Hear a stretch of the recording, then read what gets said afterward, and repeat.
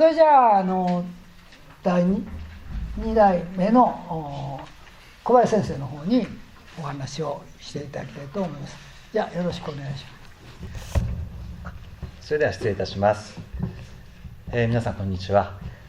宮崎県から参りました宮崎大学の小林と申します。今日小林さんがたくさんいらっしゃるので、小林弘則と申します。は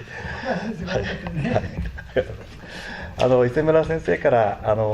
お声をかけていただいて、どのつながりかっていうと、実はちょっとプレゼンの1枚だけダンゴムシの研究が出てきます。そこでつながりました。本当にありがたいお話かなというふうに思っています。さて、簡単に自己紹介から入らせていただこうかなと思います。専門はこちらに並べている通りなんですが、私中学校の理科の教員と、また小学校の管理職なんかもしていることがありました。もともとは中学校の理科の教員として4つの学校に勤務して、その後教育委員会のお仕事をしながら、ようやくまた学校に戻った時には今度は小学校の校長先生ということで、参りましたが、その後ですね、今の職に移ったという、そういった経歴があります。そういった中で今日お話しする内容というのは、そういった中学校の理科の教員をしている頃の経験や、また管理職として勤めた時の経験などをもとにお話をさせていただこうかなと思います。今磯村先生のお話聞いててちょっと最初に思ったのが、やっぱりデジタルに関する扱いに関していろんな疑問が私もあります。ネット上にあふれる情報をいかにですね、そこから信頼性、信憑性ですね、確保していくのか。ネットにある情報が全て正しいっていうわけじゃありませんよね。今学校教育の中ではそういう信頼、あるいは信憑性なんかを子どもたちが判断できるような力をつけましょうということで、デジタルシティズンシップ教育っていうようなことなんかも話題になっているので、少しそのあたりの話も関心があるところで、この話をしだすとまたちょっと脱線してしまいそうなので、少しそのことを触れてみてからまた講演の方を続けていこうかなと思いました。やっぱりいろんな子どもたちにいろんな材料を与えていくのは大事なんですけれども、そこで正しく判断できるかという力をいかにつけるかっていうのはまさしく重要な課題かなということをまず一言申し上げてから、私の準備した話に移ろうかなと思います。さて、中学校の理科の教員とか小学校で管理職していた話をしましたけれども、ここ宮崎県で一番人口が少ない西米良村の学校でまず理科の教員をして、そしてそれから20年ぐらいの月日を経て、今度はそこでまた校長をするといったような経歴が私自身があります。そこで学んだことを中心に、今日私のお題は自然探求の授業実践経験からの提言というふうになってますので、その話をしていきたいなと思います。この20年間の間にいろんな経験もさせていただきましたが、私自身が学び得た内容なので、皆さんにどれだけ参考になるかっていうのがわからないところもありますけれども、さて、こちらがその西米良村です。もう 96% が森林ということで、もう山懐深いところです。ここで中学校の理科の教員として勤務することになった時には非常に不安でした。本当に生活できるんだろうか。また2人目の子供が生まれたばっかり、まだお腹の中でしたね。それで生まれるという時だったので、引っ越ししちゃダメだよみたいなこともあって大変な時でした。そういった時にこの西米良中学校の理科の教員として着任したんですね。30代の中頃でしょうか。そういった若い頃でした。そしてまた20年の月日を経て今度は小学校の校長ということでしたので、そのあたりの経験のお話になります。こちらが西米良中学校です。そこで出会った、人、自然、その研究についてのお話を中心にさせていただきます。まずこちらですね、西米良村にはいろんな文化や歴史、自然、特産品なんかがあるというところで、神楽なんかが非常に有名なところです。もう清流が本当に素晴らしくって、家の窓を開けるとこの清流が見えるんですね。しかし台風の時になるとこれが一転するんです。もう濁流に変わると、上流から大きな石がゴトンゴトンゴトンと地響きを立てて転がってきますので、何度となく避難所に避難しました。そういった自然と本当に向き合う生活を4年間教員としてやりました。お米も非常に美味しいところでして、神楽が有名という話をしましたけれども、その神楽の舞手としてですね、中学生も活躍するんです。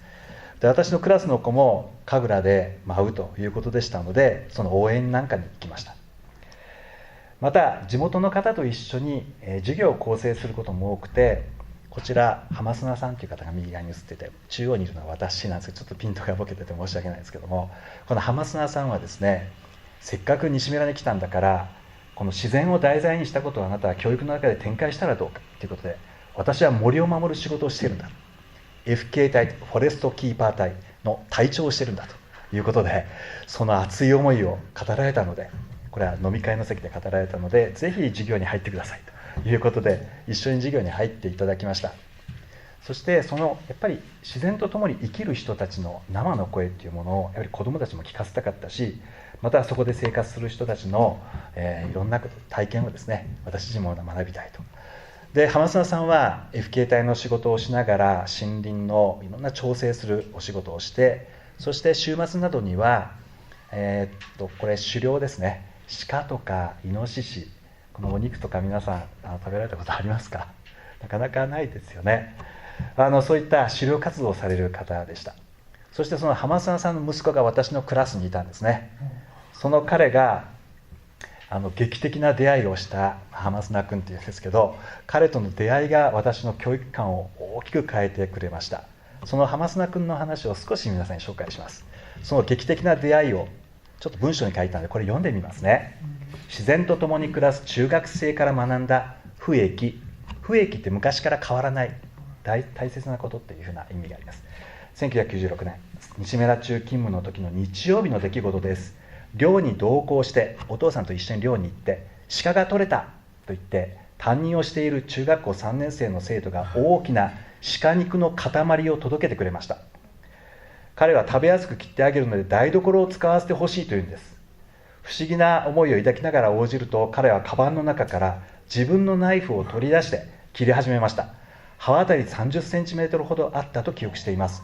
取っ手のところにはビニールテープがちょっと乱暴に巻かれていました。なぜ包丁を使わないのって聞いたら、切れ味はこれに勝るものがないとのことでした。それ以上に驚きだったのは、自分で鉄板を磨いて作ったオリジナルのナイフであり、鉄砲で撃たれた鹿の穏やかな最後に使用する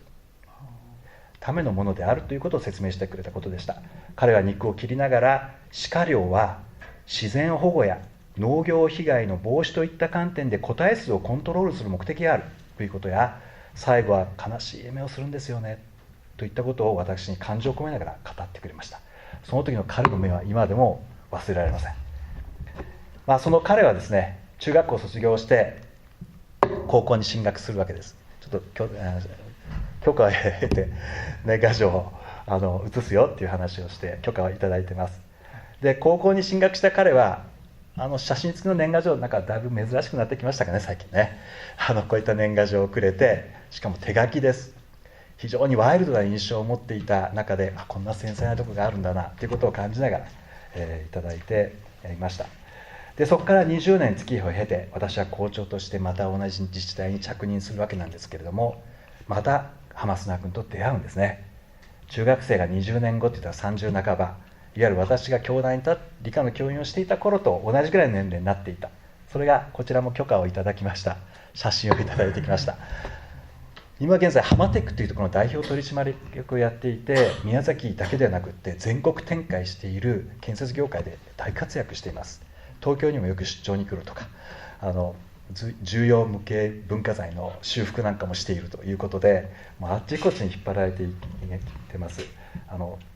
海外にも進出し始めてですね、そういったハマテックの会社の本社をなぜ東京とかに置かないのって聞いたら、いや、西村に拠点があることが重要なんだ先生とかいう話をして、熱く彼は語ってくれるので、宮崎県ではブルーで乾杯っていうですね、お酒のCM なんかにも出てきたりとか、いろんなところでラジオ放送なんかでパーソナリティなんかも務める、そういった活躍をしてくれています。本来ですね、これ再生エネルギーの会社をしているんですね。そういった彼から得た内容です。彼はやっぱり自然から得た恩恵ですよね。これを大切にする思いとか知恵を実生活に生かすたくましさ、これを私に教えてくれました。そして教育に大切な不益、自然とどう向き合っていくかということを教えてくれた一人です。で、彼はですね、よく私に釣りに誘ってくれて、先生釣りに行きましょう。で、私もいろんな格好をしてですね、重装備をして出ていくともう笑うんですね。先生そんな靴履いていくらしましたそれって、いや7000円で買ってきたんだよって言ったら、いやそんなことして僕見てくださいって、スポーツシューズに針金を巻いてきてるんですね。あと竿もですね、自分で作った竹の竿を使ったりとか、餌もですね、自分で石をはぐって水生生物取ってそれを餌にするんです。そんなことなんかも教えてくれた、そういった彼との出会いでした。もう一人、中武君っていうのが林業で今活躍している彼なんですけども、彼からはですね、よく愛をいただきました。先生、愛が取れました。でこれ読んでみますね。小学校2年生の時に、これ彼のエピソードです。ホームページにも公開されているんですけども、父親に連れられて初めて着いたんです。結果は大量。それですっかり虜になって子供一人でも川に通うようになりました。着いた時の感触がとにかくたまらないんです。ブルブルブルっとね、本当に最高に気持ちがいい。ちょっと違和感がありますよね。鮎ってなんか釣る、魚釣りのイメージが、これ彼はつくんです。ちょっと鮎が傷ついてるの分かりますかね。モウティって森でつくんですよ。そういった漁をちっちゃい時から親と一緒にやっていた。そこで私はいろんなことを感じました。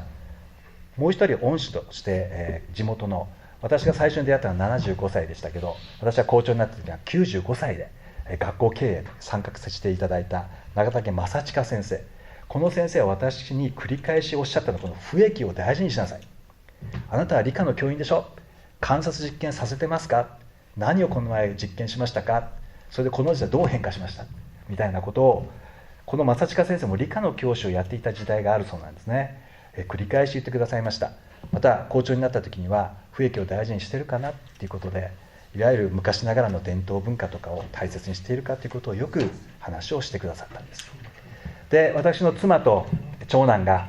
神楽を見に行った時の様子、それを正親先生はこの色紙にしたためて私にプレゼントしてくださいました。非常に達筆な味で書いてくださってますし、私がちょっと大学、東京工業大学というのにちょっと勉強しに行ったことがあるんですよ。おめでとうって言ってですね、こんなハガキをくださった。そんな正親先生、それから2人の生徒を紹介しましたけども、この西村で培った私の不益、これは本当に財産になっていますし、今日のテーマである、自然探求の中でも大事なことなんじゃないかなと思います。自然とどう向き合っていくか、直接触れるっていうことの大切さ、そのことは管理職になってからもずっと大事にしてまいりました。学校に昔からある行事ですね、そのことを、皆さんと一緒に守っていきながら、例えば各学年いろんな自然体験の行事があるんです。芋を栽培したりとか、あるいは朝顔の栽培なんか、ね、これはよくやられてますかね。あと小豆の栽培です。種から植えてそれを収穫する、そして収穫した小豆をですね、あんこにすると、こういったことが各学年ごとに行われていました。もち米を作ってそれを収穫して、そして、年末には餅つきをする。で、ついた餅に他の学年、さっき作った学年が作ったあんこ、これ入れてあんこ餅にするとか、あるいはそば打ち体験みたいなことをするとか、結構麺が太く切れてしまってますが、包丁の使い方は上手ですけどね、こういった食を通した学びなんかも展開してまいりました。で、学校給食とかとの連携なんかもずっと行ってきて、ジビエ給食みたいなものが登場してきた。で、学校の裏では椎茸の栽培なんかをやったり、これをまた給食に使ったりとかですね、直接土に触れる環境づくりなんかを行ったり、また伝統文化をもとにして神楽が有名だ、その神楽をじゃあ体操にしようで、小学生にその体操を教えて、それを運動会で披露するとか、お客さんが来た時にはちょっと衣装をまとって披露したりといったような神楽体操みたいなのがあったり、読み聞かせのボランティアはどこでもあるのかもしれませんけども、ちょっと困っていることがあればということで、ちょっと木の枝が危ないんですよねって言ったら重機でやってこられると、そしてそれでボランティアしてくださるとか、避難訓練の時はこれは消防隊の方が来られたり、あるいは特別養護老人ホームを訪問することがあるということがあれば、一回疑似体験しましょうと、そして訪問して触れ合いしましょうというようなことが全部パッケージになっている、カリキュラム化されているんですよね。そういうことをやはり管理職とも大事にしたいなっていつも思っていました。そしてそのことをこの間ですね、ちょっとこれ言葉がこれ分かりますか、言語、これはモンゴル語なんですよね。モンゴルから、派遣された研修生の方々が、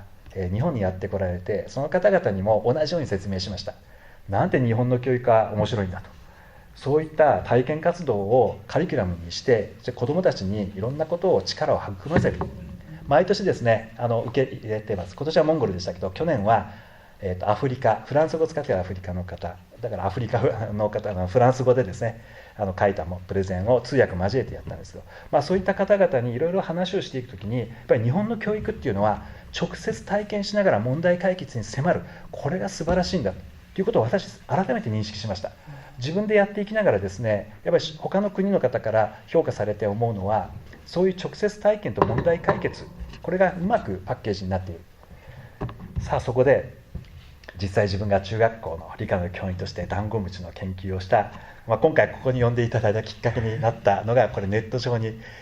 いまだに出てるみたいなんですけど、どんな活動をしたかといいますと、子どもたちが素朴な身近な自然から、疑問を出してくるっていうことはやはり大事なことだと思ってたんですね。正親先生は君は雰囲気を大事にしてるかっていうのはこんなことじゃないかなと思って、じゃあダンゴムシもっと調べてみるみたいな話をしたら、じゃあ飼育したいって言ってダンゴムシを飼育して、そしていろいろ調べていきました。文献とかいろんなものを調べていくとですね、当時はまだインターネットとかない時代ですので、調べていくと触覚が触れた方にダンゴムシ曲がるんじゃないかなみたいなことを見つけたんですね。子どもたちが見つけました。だったら先生迷路とか作ったらどうなんだろうみたいなことに展開していったと。でダンゴムシの迷路を作って実際中央に置いてやるんですね。で触覚が触れた方に曲がるっていうところを調べたかったんですけど、実際これはですねなかなかそういうことにいかないです。ダンゴムシも気まぐれで塀を乗り越えたりとかですね、いろんなことをして、そういった失敗を何度も何度も繰り返しながら、これが一つ研究になったんですね。だから大事なのは何かなと思うのは、やっぱり問いを持つことが大事。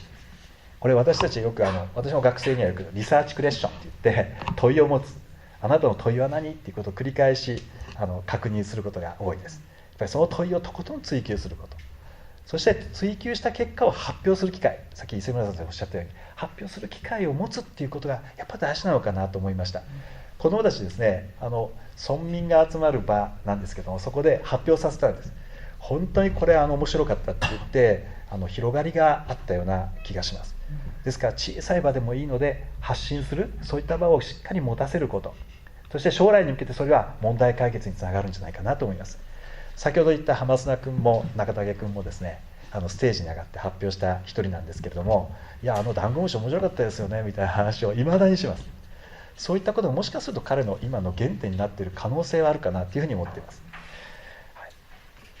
でまたその研究をですね少し広げていったんですね。でどういうことをやったかというと、やっぱり西村に身の回りにはいっぱい自然があるんだから、それを直接調べる活動をして理科の教科に限ったことではなくっていろいろ広げたらどうだろう。それで周りにいる数学の先生とかにも尋ねたら、やっぱり西村は水と森林が有名ですよね。じゃあ水と森林を中心にいろんな教科のアプローチで取り組んだらどうだろうっていう提案を受けて、そしてこういったポンチ絵を描いてですね、水といえば汚染とか働き、災害なんかもあるし、伝統文化やダムとしての森林の話、これを例えば、いろんなアプローチがあるかもしれませんけど、水だと、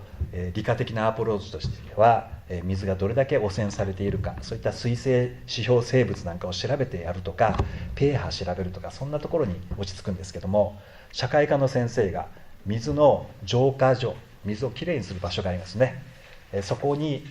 かけている予算はどれぐらいなのかとか、あるいはそういう水を使って何か魅力的なものを打ち出せないかっていう、いわゆる観光なんかに当てられないかという社会科的なアプローチだったりとか、例えば芸術的なアプローチとして、例えば美術ですね、そういった先生方とコラボしたりとか、もういろんな教科を横断した取り組みっていうことができるんじゃないだろうかということで提案して、みんなで一緒に論文を書いていきました。その取り組みがですね、当時一応認められて、入選したみたいな論文で、ちょっと新聞なんかも取り上げられていただいていろいろとやらせていただいたことがありました。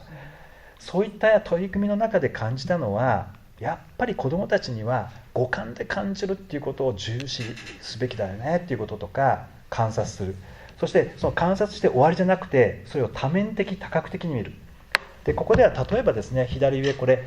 タケノコの観察してスケッチしてる子がいますけど、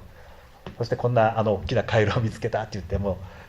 先生たち大騒ぎになった話とかもありました。でもそういうことを大事にしてあげるっていうこととか、あるいは水生使用生物を調べました、そこで終わりじゃなくって、地元の有識者みたいな方、これ土木事務所の方なんですけども、そういった人に来ていただいて、専門家のレクを得る。そうすると一回自分で観察したものがもっと広がって深まっていくんですね。ちょっとしたきっかけを与えることによって、自然を調べる目っていうのがもう随分、研ぎ澄まされていくんじゃないかなというふうに思っています。また一方で食育と関連させる食べ物ですよね。身近な自然を取り入れた、食材、どんなものがあるか、それを実際、例えばこれ冬瓜なんか見られたことあります？もうびっくりしました。こういうことをですね、ちょっとだけ工夫してやっていくことによって、いろんな広がりが出てくるんじゃないかなというふうに思います。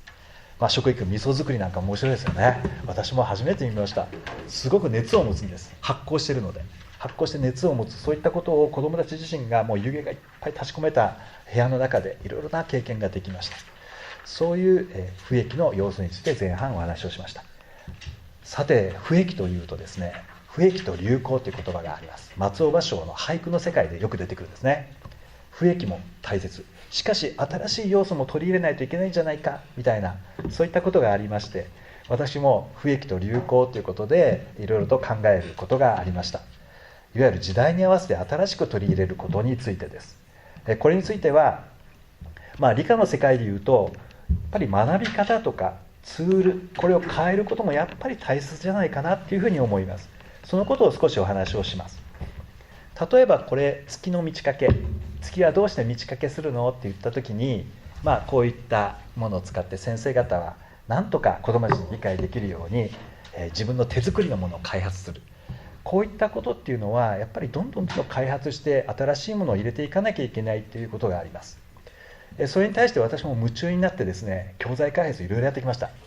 実はこれ金星です。金星も満ち欠けするのご存知ですか？太陽の光を反射して、その反射している様子を見ているわけなので満ち欠けをするんです。それを中学生になると理科の時間に学ぶんですけど、なかなか子どもたち分かってくれないんですね。ですから例えば初画カメラっていうものを映すカメラを反転させてですね、地球から見た視点、そして地球から太陽と金星見たこの位置関係だと三日月みたいに映って見えますよねって大型モニターに映すみたいなことを、新しいツールを使っていろいろやりました。でさらにこれだと先生が自分でやっているだけなので、自分の手元でもやってみようということで厚紙を切って発泡スチロールの玉みたいなのをくっつけて自作のものをですねそれぞれに作らせて自分でやってみてください。で先生たちには生徒役になってもらって、そして実際にやってみてどうですか、いや自分で回しながらやるっていうのとさっき先生が前でやったのとは全部一致してくるみたいな話です。つまりやっぱり教材開発したような新しいツールを取り入れることによって子どもたちは自然探求に対して実際自分でやってみて、そして違うやり方でも同じようになる再現性だったりとか、みんなでグループでディスカッションしていることなんかの客観性なんかどんどん高まっていくんですね。ですから科学教育っていうのはやっぱりこういった自分で直接やってみる、そういったことなんかも取り入れることによってより深まっていくんじゃないかなと思います。ですから子どもたちに大切にしたいことっていうのはもちろんですね、いろんなモデルなんかで提示して教えるとかいうことも大事だし、動画なんかで教えることも大事なんですけど、一方でちょっとまた工夫してみて何か手作りでできないかなみたいな発想をしていくと、これがいいかどうか分かりません。もっといいものを今先生方は使っていらっしゃるかもしれませんけど、ただ私は管理職として伝えたかったのはそういう工夫していくっていうこと。これは不易と流行のバランスという言葉を使わせていただきましたけど、昔ながら変わらないもの、西村だからできるもの、身近な自然、それに対して、新しく取り入れることっていうのも大事なんじゃないかなということで提案してきました。今ですね、いろんなこと、こういった伝統的なものも大事にしていますけれども、一方で子どもたちの身の回りには学習のツールとしてタブレットとかもね、一人一人に渡ってますよね。それで学校の生活も変わってますし、高校になりますと情報っていう授業が必理習慣必ずあります。皆さんもご存知かもしれませんけど、共通テストのところで今年から情報が入ってきたみたいなことが話題になりました。そんな中でやはり子どもたちには新しいツールをどう生かすかっていうことなんかも大事なんじゃないかなということで、この視点もうちょっと深掘りして話をします。で流行っていう言葉がですね、なんとなく軽いイメージがあるかもしれませんけど、私はそこは時代に合わせて新しく取り入れる、例えば STEAM 教育なんかがあるかなと思ってます。これは理科教育の中で STEAM 教育大事なんだということがよく言われますので、この話少ししますけども、 STEAM って何の略かっていうと、サイエンスの S、 テクノロジーの T、 エンジニアリングの E、 マスマティックスの M、 そしてアーツ、広い範囲でのアーツですね。これを取って、これらを結びつけて実社会でどう問題解決していくか、さっきダンゴムシの話なんか出ましたけども、いったダンゴムシのなんかも、例えば先ほどの迷路なんかも作りましたけど、統計を取るなんか、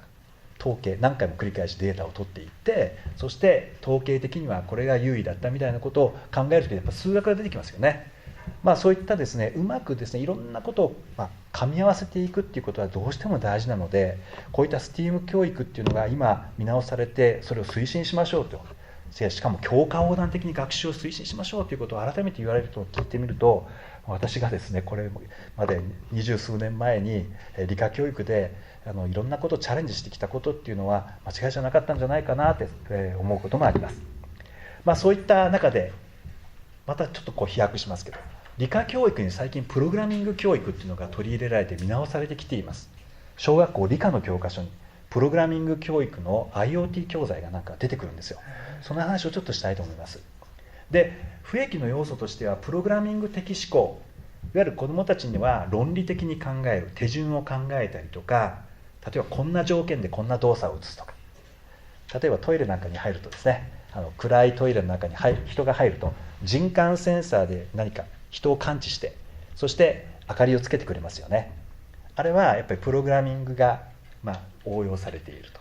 あるいは家の玄関なんかもそうかもしれません。夜になって人が通った時だけ光る、昼間は光らないんだけれども、そういったことなんかをいろいろと子どもたちと一緒に教材を使ってやっていくことなんかもあります。そうなってくると、やっぱり流行として新しいツールを使っていくっていうのがやっぱり求められています。 AI の話なんかもいろんな怖いことが言われていますけれども、実際子どもたちはそういったものに触れていく。そうなって考えていった時には、やっぱり流行をどう生かしていくかなんかの話も出てくるので、その話を少しだけ踏み込んでやってみたいと思いますけど、実際私たちもそうなんですけども、学生たちもそういった経験がないので、プログラミングの教材開発をします。で、テーマはやっぱり問題解決一緒なんですよ。理科教育の問題解決、それをじゃあどう解決するか。これはお掃除ロボットルンバを模した教材なんですけれども、自分で思うように動かすようにするためのプログラミングに学生たちはチャレンジします。で、そのチャレンジしたものをプログラミングとしてやっていくんですけれども、やっぱりそういう学習っていうのは先生たちも今までやった経験もないこともあって、 E とか F ですね、学校外で学ぶ機会っていうのも大事にすべきなんじゃないかということを、よく言われています。ですから私たちも大学の教員としてですね、学生たちと一緒にそんな機会を持とうよということで、この IoT 教材、これが理科の教科書に出てきてるんですよ。びっくりされるかもしれませんけど、例えば夜になって人が通ったら電気をつける、条件と動作みたいな、こんな組み合わせなんかがあります。そういったものが教科書に登場してきています。それを使って私はよく街中キャンパスっていうところ、中心街にあるんですよ。そこで大学生が教えるプログラミングみたいなことをよくやります。大学生が教えるっていうところがなんか魅力のようです。非常に人気のある講座なんですけども、そこでいろんなことを体験してもらって、そして問題解決を進めてもらう。そして学生たちも本当に楽しそうにやってますけども、学生たち自身もですね、教える側としての学びになっているということで、非常に、価値としては高いものがあって、毎年そういったことで、イベントとして行わせていただいています。そういった時に子どもたちがですね、いろんなものを獲得してくれますが、時にはですね、修学旅行で、最近大学も修学旅行の行き先としてよく選ばれるんですね。キャリア教育の一環、大学生と交流することで、自分も大学に対する意識が高まるみたいな、そういったところでもイベントとしてですね、やってくれないかということがあってやったりもします。学校への出前授業もよくやりますけれども、そういった活動をやっていくと、子どもたちが自分たちの問題解決のために、じゃあプログラミングどうしようみたいなことがあります。例えばこれです。いろいろ子どもたちが地元の地域のですね、困りごとなんかを調べていくと、社会科で冬の野菜を育てる高齢の T さんは動物たちに作った野菜を食い荒らされて悩んでいます。そういった情報を得るんです。じゃあこれを問題みんなで解決しようよと。でいろんな班の考えが出てきます。例えば動きを感知した、なんか動物が来たのを感知したら明かりがついて写真を撮る、そして何の動物かをまず確認しようっていった意見が出たりとか、畑を守るためにタイマーで待って音声を定期的に鳴らす、威嚇するような音声でしょうかね。動物が驚くために音と光を出せばいいみたいなこととかをいろいろ提案します。そういったいろんな提案が出るような取り組みであるとか、あるいはここの地域はですね、水害が頻繁に訪れた地域だと。また水害が起こった時どうするっていう時に、例えば水の量がある一定の量まで来たらセンサーが感知して住民にいろんな危険を知らせればいいんじゃないのとか、あるいはもっと具体的な話が出て、でもね私のおばあちゃんはマンションに住んでるからそういう水害の場合はいろいろ移動するんじゃなくてそこに待機するように約束してるんだっていうような話題なんかが出ます。本当にですね、自分たちが解決しなきゃいけない本質的なところの議論ができるような取り組みになったかなというふうにも思いました。でこういう取り組みをですねこちらでもやりました。ここはですね、宮崎県の椎葉村大川内っていって4級僻地、最も生活するには困難な場所と言われている場所です。そこにも出向いていこうということで出かけていきました。ちょっとこれ出かけていく時の風景です。こんな道を1時間走りました。後ろに3人女子学生乗せてですね、地元の役場の方が四輪駆動で乗せていって学校まで案内してくれている、こんなところで生活している人たちがいるんです。そしてそれを約1時間ですね、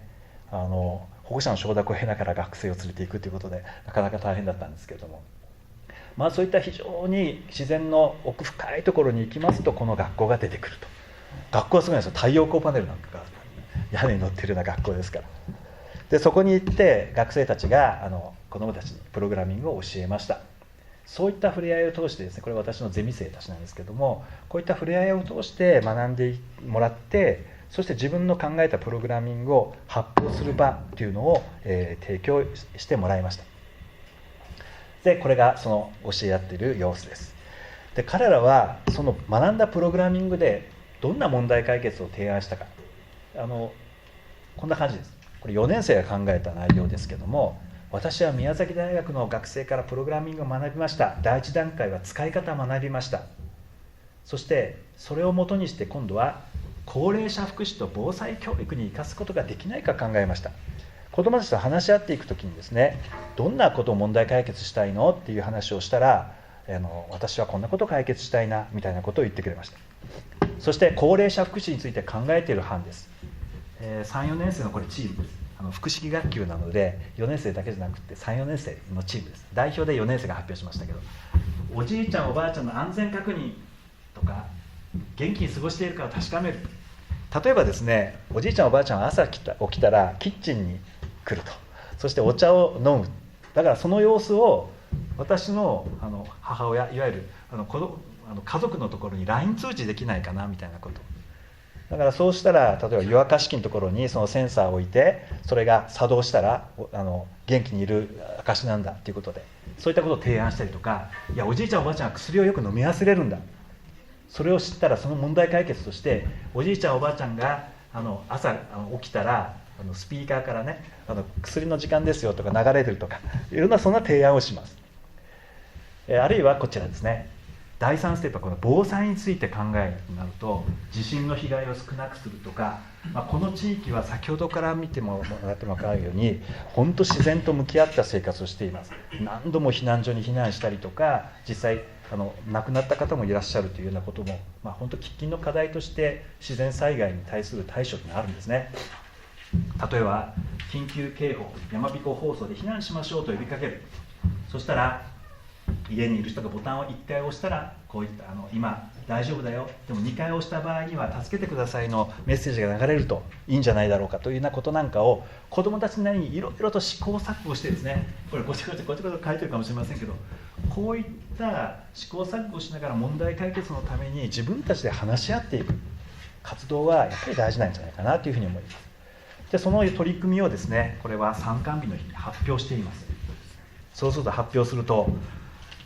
子どもたちの感想からはですね、失敗することもあったけど自分もできることがあったとか、耳が聞こえない人や目が見えない人なんかに何かしら対応できるプログラミングを自分は考えることができたみたいなことなんかを言ってくれました。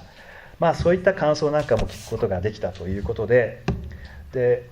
せっかくなんでということで東京に出向いていってですね、東京工科大で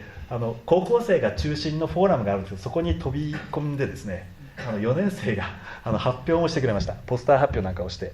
でそういう自信もついたみたいなことで取り組んでくれた内容です。でここでやっぱり大事だなと思ったのは、せっかくなんで時間がまだちょっとあるようなので動画なんかもちょっと用意はしましたけど、音声がちょっと流れない場合はちょっと中断したいと思いますけど、うまく流れますかね。ちょっとやってみましょうか。ちょっと音が小さいですね。出ますかね。出ますね。ちょっと彼は別の。宮崎大学の学生からプログラミングを学びました。使ったものはメッシュです。メッシュブロックを使ってプログラミングをしたときに分かったことは、4年生です。失敗を重ねることで成功し、とてもいいプログラムを組むことができた。これ練習風景なので原稿をちょっと使いながらちょっと練習してる様子なんですけど、一人残らず地域の人を守るためにプログラミングができないかと考えました。これが宮崎大学の学生から教えてもらった様子になります。では僕が考えたプログラムの説明をします。これは災害が起きた時を想定したプログラムです。1つ目のプログラム名は避難所の備蓄を足りなくさせない大作戦です。こちらを見てください。避難所に行った時に備蓄が大丈夫なのかなという話題が出たらしいんです。そういったことを元にまずこのプログラムを考えた理由から説明します。もし大規模災害で無事に避難できたとしても、避難所に人が集まればあっという間に食料などの備蓄品がなくなります。備蓄品があるのかないのかが分かれば備蓄品の優先順位を決めることができます。届けるための避難所が一目で分かるシステムを考えました。メッシュを使って説明をします。あらかじめ備蓄庫にボタンブロックと人間ブロックを設置し、ANDブロックによって同時に作動させます。そうすると GPIO ブロックにて県庁や市役所につなぎます。すると県庁や市役所の地図上の上が LED ブロックによって光ります。もし県や市の倉庫に備蓄がない場合、市役所や県庁の人たちが店や企業にメールで通知します。そうすると備蓄が届くようになります。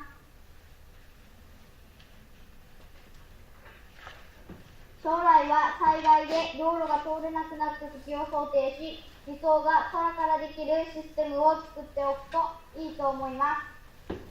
2つ目は地震を想定して考えたプログラムです。最近はご近所付き合いも少なくなり、一人ぼっちになっている高齢者も多いです。SOS を出したくても出せない方のために考えました。プログラム名は家に閉じ込められた人を救出大作戦です。こちらをご覧ください。これが実物になります。メッシュを使いながら説明をします。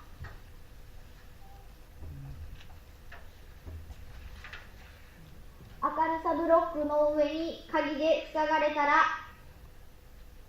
動きブロックへ地震の時に振られたらがANDブロックによって同時に作動させます。するとスピーカーブロックからメッセージが流れます。メッセージの内容をお伝えします。3分間の間にボタンを1回押してください。身の危険を感じる場合は近くの避難所へ避難してくださいとメッセージが流れます。こんな感じですね。説明している内容が少し分かりづらいところもあるかもしれませんけれども、子どもなりにですね、この IoT ブロックを使って自分は何とか高齢者のために貢献できるんじゃないかなということを、彼なりのですねアイデアを持っていろいろと頑張って伝えようとしている様子です。そういうことをですねいろいろとチャレンジしてくれたかなというふうに思います。はい、っていう内容でした。そういったことを発表してくれた彼らとのやり取りの中でやっぱり大事だなと思ったのは、自分にもできるんだ、あるいはこれはですね、ウェルビーイングというのは肉体的にも精神的にも社会的にも満たされた状態です。学習するということ、理科の探究活動、それがやっぱり楽しいという思いですね。それを促す教育がやっぱり重要かなと思います。本当に予測困難なブーカの時代と言われますね。多様で複雑化する時代、そこでこそ人材育成の重要性というのは高まっているということを考えると、こういった自己肯定感とか、ウェルビーイングが昔からですね、 WHO の中でもよく言われているんですけども、新たな教育振興計画、日本の教育の中でも重要と改めて位置づけられています。そういうことを大事にすべきなんじゃないかなということを、この彼らとの触れ合いの中で感じました。実際管理職の方々もですね、自分のどのように動けば地域のためにできるかという視点を持ってたとか、担任の先生もですね、子どもたちが変わっていったというんです。そしてまた地域の方々に対しても自信を持って発表している姿になる。だから自分がやっぱりすごいねって称賛をいただくっていうことは嬉しいことですよね。そういったウェルビーイング、学んでよかった、楽しかった、そういう活動をステップアップしながらですね、実際に実装させてみるような活動がやっぱり重要だったんじゃないかな。そのためにはちょっとずつですね、第1段階、第2段階、第3段階みたいな形でやっていきながら、最後は自分のアイデアの発表みたいなところに持っていくことが大事だったんじゃないかなというふうに思います。そういった意味でも私はいつもマズローの欲求5段階説の中の最上位の自己実現欲求なんかも満たしてあげるような取り組みに教育が貢献できないかなというふうに思います。はい、私の話はこういった3つの視点からの話でした。何かしら示唆が与えられたかどうかというのは不安なんですけれども、そういったお話をさせていただきました。以上で発表を終わらせていただきます。どうもありがとうございました。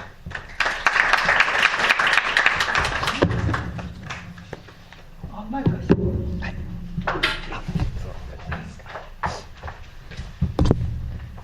小林先生、どうもありがとうございました。それではまず皆様方の方からご質問があればお聞きしたいと思いますけど、いかがでしょうか。それじゃあちょっと私の方からいくつかご質問させていただきたいと思うんですけど、まずこれテレビ出てませんでした？よく広報には取り上げられる地域ですね。そうですか。はい、なんかこの間見たようなねあるんですよね。はい、なんか有名なんですか？ポツンと一軒家なんかでも取り上げられるような、そういった場所でも多分それだと思います。この間たまたま見た時に、なんか出ちゃうかなってちょっと思ったんですけども、やっぱりそうですね。それでですね、お聞きしたい、まず先生、大学の先生でいらっしゃいますよね。でただ今日ビデオを見て、特に例えば最後の方と子どもさんの発表なんか見ると、子どもさんのなんていうかな、あれはどこでやってる？その小学校での話。そうですね。そこの感じがちょっと。そうですか。はい。よく学生を出向かせて、学校で出前授業なんかをします。それで学んだことをベースにして学校の中で総合的な学習の時間とかでそれを広げていって、ああいう発表ができるところまで先生たちが、導いていくんですね。そのきっかけを与えるのが私たちの、一つ仕事かなと思って、いわゆるこのプログラミングでいくとですね、ここの学校は会場としてるんだけども、少し違うところでアプローチしながら、でも結果的に先生方は学校のいろんな教育活動の充実につながったという評価をいただくので、そういった機会を実際の授業とかを進めてられるのは先生ですね。小学校の先生。そうです。例えば4年生の3クラスとか、そうです。4年生3クラスが同時にああいった取り組みをされて、最終的にはああいう発表ができるところまで行きましたよということで、そこのお手伝いをさせていただいている感じですね。それから初めの方の画像で、自然が非常に豊かで、それで、いろいろの例えば食材とか、イノシシでしたっけ、イノシシか鹿でしたけど、そういったものがたくさんいるようなところでやってられるわけなんですが、これはそういうことをやろうというふうな最初にあれやってみましょうとかいうのはどなたの発想というそうですね、発想というか、先生の方なんですか、あれ学校からの提案なんですか？いや、これはもともと学校の中でそういう体験活動が各学年に割り振られていて、三島にここに住んでいるからこそここでしかできない教育は大事に残しましょうという、それがずっと脈々と受け継がれているっていう話です。ですからこの分が不益の要素なのかなっていうふうに思って大事にしてきたところです。それはそうすると教育委員会かなんかの何か形式なんでしょうか？それもあると思います。そういったアドバイスもありながら、しかし学校の先生方がアレンジしていって、例えばこういった方々と知り合ったんでちょっとやってみましょうか、小豆なんかも栽培したら面白いんじゃないでしょうかっていうような、そしたら餅つきのあんこの中に入れられますもんねみたいな話なんかは教員の提案なんかもあります。そういったことでアレンジは加えて、もしそれを例えばですね、東京なる静岡とかで、こういうのがいいだろうというのを提案するっていうようなことが起こりえますか？そうですね、そこは地域の中のその何かしらの材料を教育活動に生かしたいんだということであれば、地域の方々とのなんかいろんな意見交換の中で可能性としては十分あるかなと思いますけどね。そういうことを各、それぞれの特徴ある場所で、提案してそれを教育の場に持ち込んでいくということは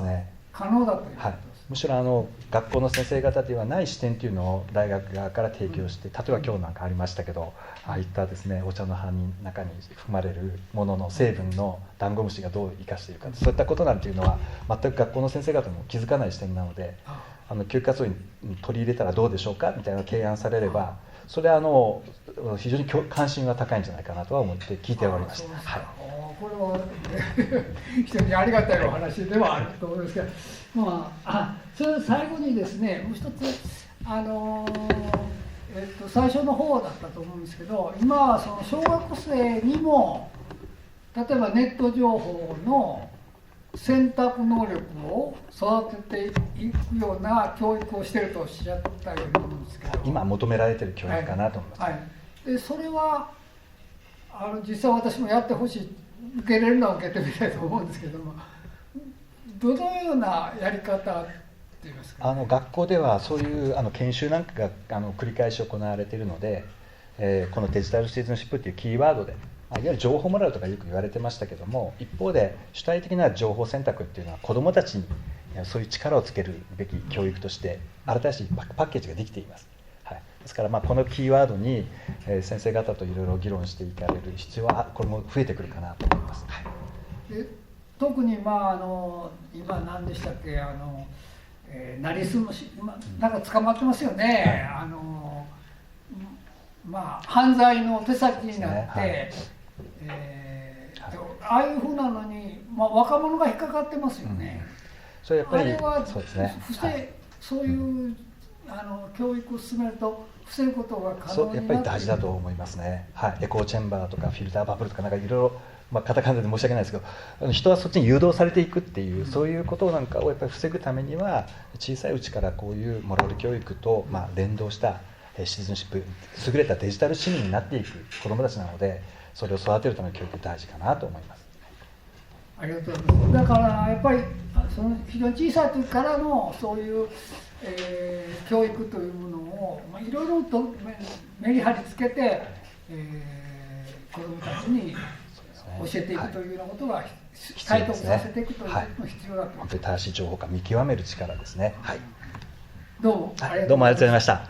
他に何か、私ばっかり喋ってましたけど、どうぞ。オンラインの方でのご意見がございますので、質問というよりはご意見なんですが、ちょっとご紹介いたします。名前がOGYM さんでございまして、お聞きになっていると思います。後ほど名前入れていただければまた名前でご紹介できますが、ご意見なんですが、奥大井水久保と読むんでしょうか。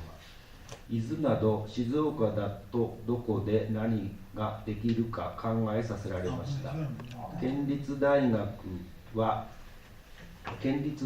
僻地との関わりがある理科活動はあるのかなと思いました。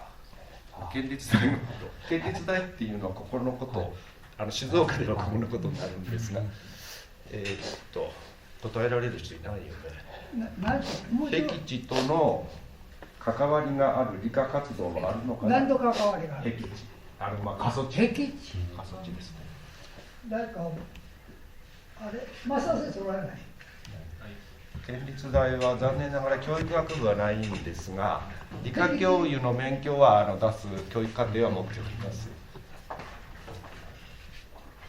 誰か答えられる人。わかんない。ね。都市部じゃなくて。はい、今日のご紹介にあったように、過疎地と言いますか。できるだけですね、いろんな場所に行って、我々が、例えば今は私、愛知市の方にやってますけれども、例えば公民館を借りるとか、そういうようなところで、今まで出張みたいな形で、実験とかを考えていますけれども、その場所的なこともありますので、今後はですね、いろんな要望がありましたら、実験教室みたいな形でやれればと思います。以上です。はい、ありがとうございます。ちょっと今ご回答いただいたのは、本日の最後の講師、増田先生でございます。ちょっと私ここに立ってるので、なんとなく司会者になっちゃったんですけど、その他どうでしょう。これ2時半までが今小林先生のご発表時間です。もうちょっとありますが、よろしいでしょうか。よろしかったらどうもどうもありがとうございました。